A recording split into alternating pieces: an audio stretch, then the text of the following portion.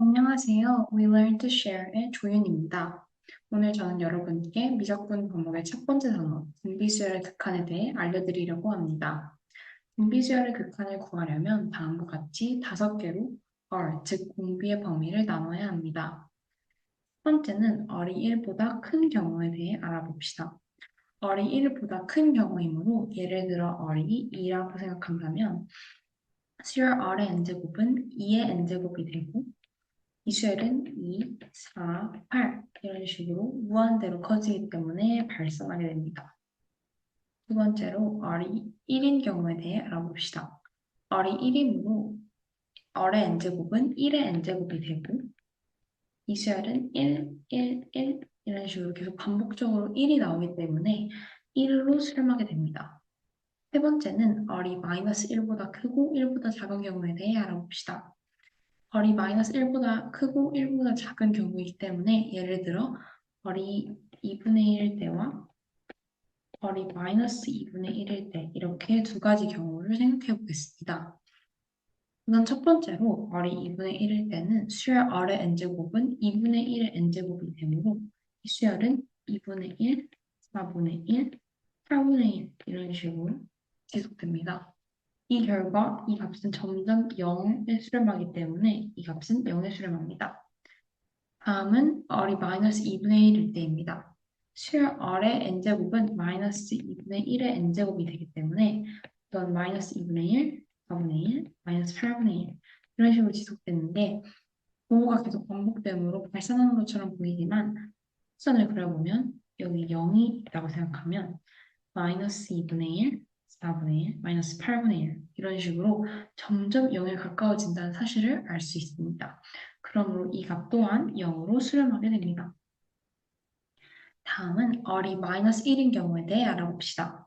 R이 마이너스 1이므로 수열 R의 n제곱은 마이너스 1의 n제곱이 되는데 이 값은 마이너스 1, 1, 마이너스 1, 1 이런 식으로 계속 반복되기 때문에 이것은 진동하는 함수가 되므로 발산합니다. 마지막으로 R이 마이너스 1보다 작은 경우에 대해 알아봅시다.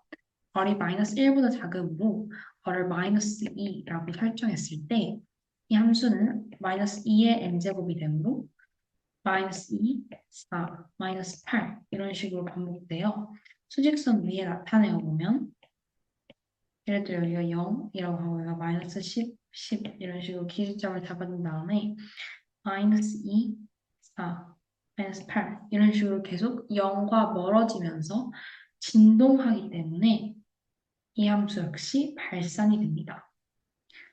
앞에서 이 5가지를 나누어 보면서 알게 된 결과는 마이너스 1보다 크고 1 이하일 경우에만 등비수열 R의 n제곱이라는 함수가 수렴합니다. 자, 저는 이 개념을 이용해서 문제 하나를 풀어보려고 합니다. 이 문제는 리미트 n이 무한대로 갈 때 1 더하기 R의 n제곱분의 R의 n제곱의 값은 무엇이 될 것인가? 그리고 여기서 다른 조건으로 R이 마이너스 1이 아니라고 이야기해 주었습니다. 우선 저희는 앞에서 배웠던 듯이 이렇게 R을 5가지 범위로 나누어서 문제를 풀어볼 건데 일단 첫 번째로 마이너스 1보다 크고 1보다 작을 때 이렇게 나눠보겠습니다. 이렇게 된다면 아까 얘기했듯이 리미트 n이 무한대로 갈 때 R의 n제곱은 0에 수렴하게 됩니다. 그렇게 되면 이 값을 그 R의 n제곱이므로 여기서 1 더하기 0분의 0이 되므로 이 값은 0이 됩니다.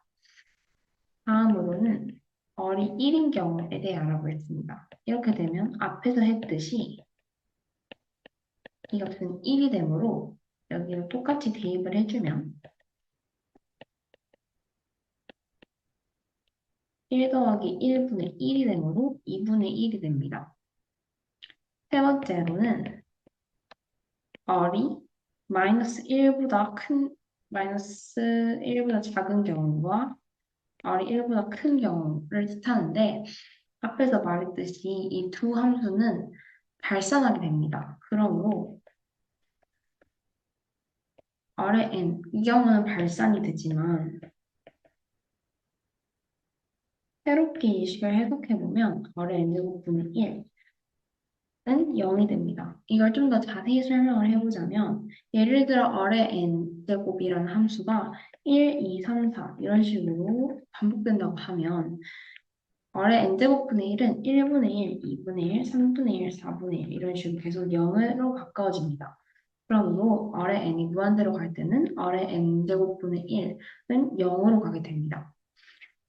이 사실을 이용해서 리미트 n이 0, 무한대로 갈 때 이 값을 구해보자면 저희가 아까 R의 n제곱분의 1은 0이라는 식을 만들어냈기 때문에 이 전체 식을 분모 분자에 R의 n제곱으로 나눠줄 예정입니다. 나누게 되면 R의 n제곱분의 1 더하기 1 분의 1이 되므로 앞에서 구했듯이 이 값은 0이 되고 이렇게 되어 0 더하기 1분의 1이 되어 값은 0, 1이 됩니다.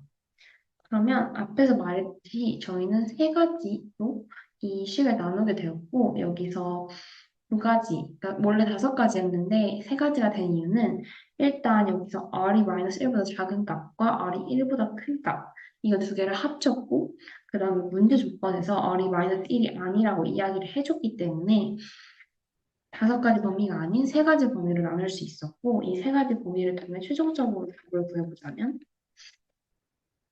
마이너스 1보다 크고 1보다 작을 때는 이 값이 0이 되었고 r이 1일 때는 2분의 1 마지막으로 r이 마이너스 1보다 작고 1보다 클 경우에는 1이 되었습니다. 이렇게 해서 등비수열의 극한 그리고 R의 n제곱, R이 주어지지 않았을 때 어떻게 범위를 나누고 문제를 풀어야 하는지 알게 되었는데요.